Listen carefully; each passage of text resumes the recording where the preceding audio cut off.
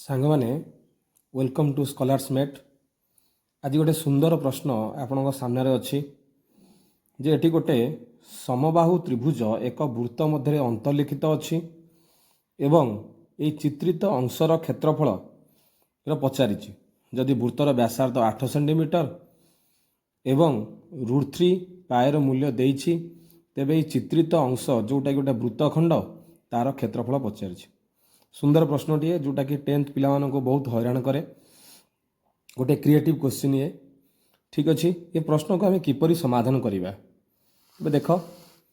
जदि ये गोटे समबाहु त्रिभुज अच्छी तेबे जदि OB एवं OC को आम अंकन करवा, OB एवं OC तेबे डेफिनेटली BOC कोणर परिमाण 120 डिग्री हेबो।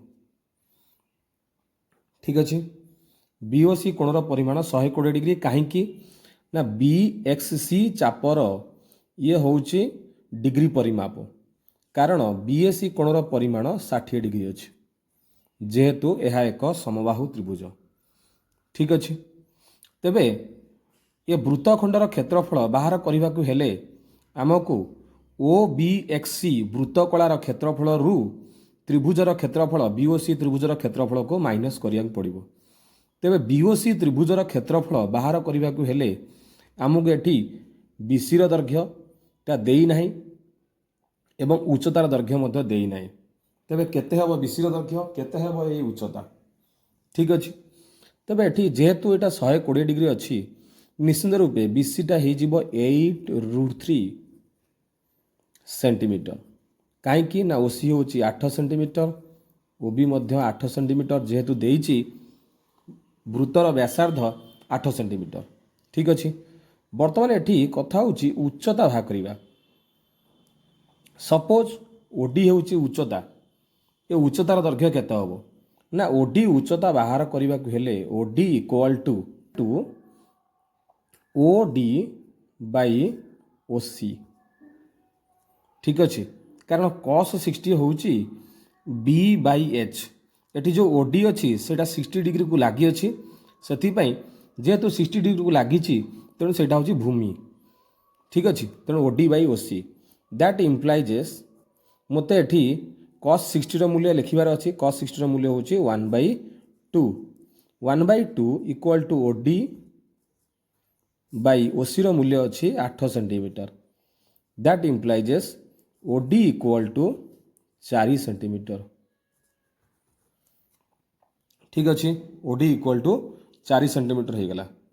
जदि OD इक्वल टू 4 सेंटीमीटर होची तेबे BOC त्रिभुजर क्षेत्रफल, BOC त्रिभुजर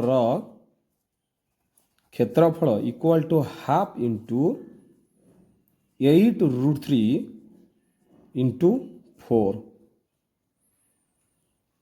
ठीक अच्छे, कारण 4 होची एठी उच्चता। वर्तमान आमको किंतु वृत्त खंडर क्षेत्रफल बाहर करिया अछि। तेबे एठी OBXC वृत्त कलार क्षेत्रफल is equal to theta by 360 120 by 360 into pi into R square, R मूल्य एठी 8 अच्छे। ठीक अच्छे, तेबे मत वृत्तखंडर क्षेत्रफल बाहर कर अच्छी। वृत्तखंडर क्षेत्रफल केते हबो ना वृत्त खंडर क्षेत्रफल इज इक्वल टू वृत्तकलार क्षेत्रफल जोटा कि एठी काटिले 3 हैला पाए बाई 3 8 रो स्क्वायर माइनस एठी हो जाउची 32√3 बाई 2 जोटा कि थिला त्रिभुजर क्षेत्रफल। वृत्तकलार क्षेत्रफल रु त्रिभुजर क्षेत्रफल को माइनस करिवा इक्वल टू, जदि मोटी 32 कॉमन नहीं जाउची ताले एठी हो जिवो 2 पाए बाई 3 माइनस √3 बाई 2।